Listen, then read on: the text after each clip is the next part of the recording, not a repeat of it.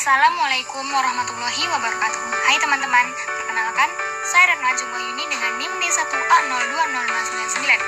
Pada video kali ini, saya akan menyampaikan laporan praktikum 3 dan keempat mata kuliah botani. Baiklah, langsung saja memasuki pada laporan praktikum ketiga. Yang pertama adalah daun tunggal dan daun majemuk.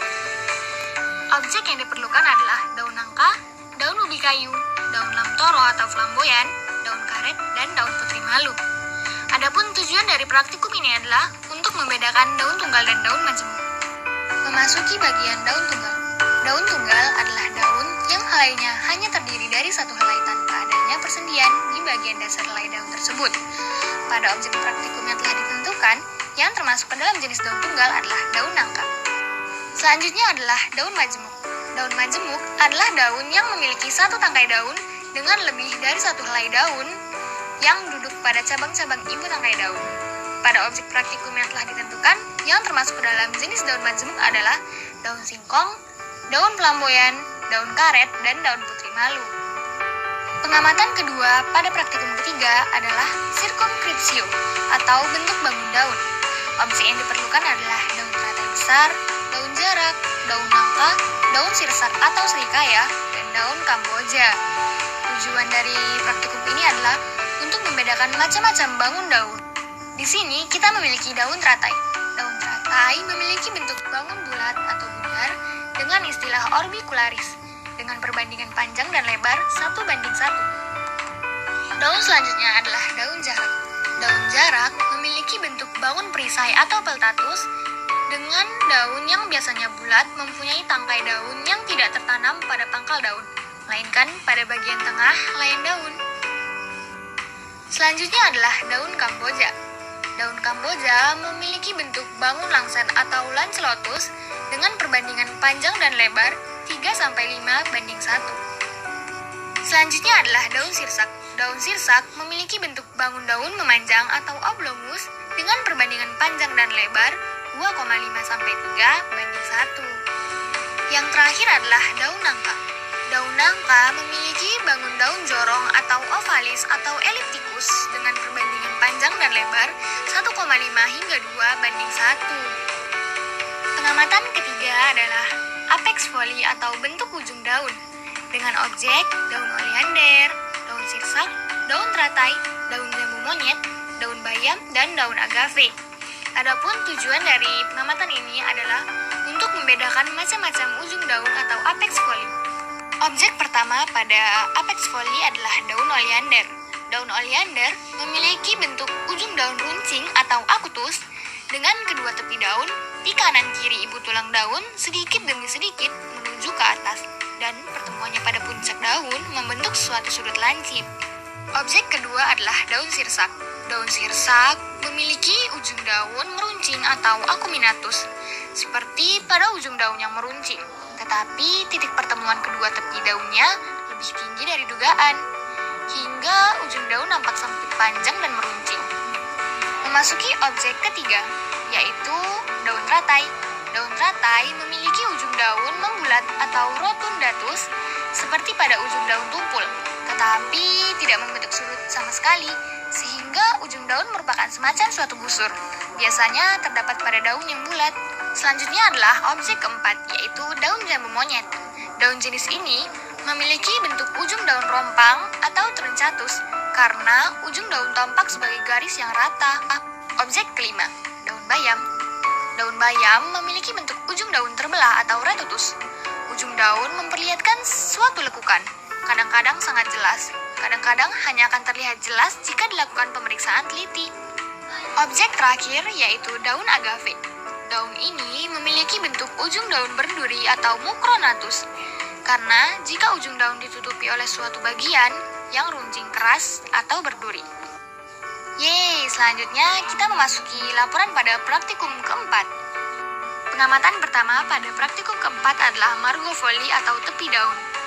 Objek yang diperlukan adalah daun nangka, daun terong atau daun jarak, daun klui, dan daun ubi kayu. Adapun tujuan dari pengamatan ini adalah untuk membedakan macam-macam tepi daun atau margo foli. Objek pertama yaitu daun nangka dengan tepi daun rata. karena tepi daun tidak bertoreh. Selanjutnya daun terong. Memiliki tepi daun berlekuk menyirip atau pinnatilobus, karena tepi berlekuk mengikuti susunan tulang daun yang menyirip. Objek ketiga adalah daun jarak. Daun jarak memiliki tepi daun berlekuk menjari atau palmatilobus, karena jika tepi berlekuk dan susunan tulang daun menjari. Objek terakhir adalah daun singkong, yaitu dengan tepi daun berbagi menjari atau palmatipartitus, karena tepi berbagi dan susunan tulang daun menjari. Memasuki pengamatan kedua pada praktikum keempat, yaitu nevarsio atau pertulangan daun. Objek yang dibutuhkan adalah daun mangga, daun pepaya, daun lada atau daun sirih atau daun senduduk, dan daun tebu. Adapun tujuan dari pengamatan ini adalah untuk membedakan macam-macam pertulangan daun. Objek pertama, yaitu daun mangga. Daun mangga memiliki tulang daun menyirip. Tulang daun jenis ini memiliki susunan seperti sirip-sirip ikan, tersusun rapi mulai dari tangkai daun hingga ujung helai daun. Objek kedua, yaitu daun pepaya. Daun pepaya memiliki tulang daun menjari. Tanaman ini mempunyai satu tulang daun yang besar dan bentuknya seperti jari-jari tangan manusia. Objek ketiga, yaitu daun sirih. Daun sirih memiliki jenis tulang daun melengkung. Tulang daun melengkung berbentuk seperti garis-garis melengkung. Yang terakhir adalah daun tebu. Daun ini memiliki bentuk tulang daun sejajar. Tulang daun sejajar berbentuk seperti garis-garis sejajar, mulai dari pangkal daun hingga ujung daun. Bahkan tiap-tiap ujung tulang daun menyatu. Pengamatan ketiga, yaitu permukaan daun. Objek yang diperlukan adalah daun kopi, daun ubi rambat, daun pisang, daun jati, daun jambu biji, dan daun durian. Adapun tujuan dari pengamatan ini adalah untuk membedakan macam-macam permukaan daun. Objek pertama, yaitu daun kopi. Dengan permukaan daun memiliki sifat licin atau levis, yang dalam hal ini permukaan daun dapat kelihatan mengkilat atau nitridus. Objek kedua, yaitu daun ketela rambat. Dengan permukaan suram atau opakus, karena permukaan daun ketela rambat terlihat kasar dan tidak mengkilat. Objek ketiga, yaitu daun pisang. Dengan permukaan daun berselaput lilin atau pruinosus, karena daun pisang terlihat mengkilat seperti berlapis lilin. Objek keempat, daun jati. Daun ini memiliki permukaan daun yang kasar atau skaber, karena daun jati memiliki permukaan daun yang keset. Memasuki objek kelima, daun jambu biji. Daun jambu biji memiliki permukaan daun berkerut atau rugosus, karena daun jambu biji memiliki permukaan daun yang berkerut. Objek terakhir, daun durian. Memiliki permukaan daun bersisik atau lepidus, karena bagian bawah daun durian terasa kasar seperti bersisik. Yeay, memasuki pengamatan terakhir pada praktikum keempat, yaitu tata letak daun pada batang. Objek yang diperlukan adalah batang dan daun serikaya, batang dan daun kembang sepatu, serta batang dan daun nangka. Tujuan dari pengamatan ini adalah untuk mengetahui tata letak daun dan rumus daun. Memasuki objek pertama, yaitu batang dan daun serikaya. Tanaman serikaya memiliki pola tata letak daun berseling. Batang serikaya hanya memiliki satu daun, sehingga tata letak daunnya adalah tunggal tersebar atau folio sparsa. Arah tumbuh batang tegak lurus dan tipe percabangannya adalah monopodial, yaitu batang pokok tampak jelas karena lebih besar dan lebih panjang. Objek kedua, yaitu batang dan daun kembang sepatu. Pada kembang sepatu diketahui bahwa daunnya memiliki rumus daun atau divergensi 2/5, di mana untuk mencapai daun yang tegak lurus dengan daun permulaan, garis spiral mengelilingi batang sebanyak 2 kali, dan jumlah daun yang dilewati oleh garis spiral sebanyak 3 daun.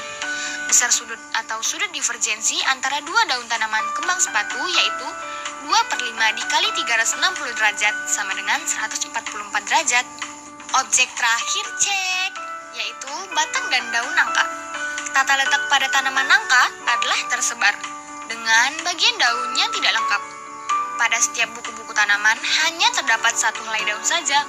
Daun tegak lurus dengan daun pertama melalui garis spiral yang terbentuk dan mengelilingi batang sebanyak 2 kali.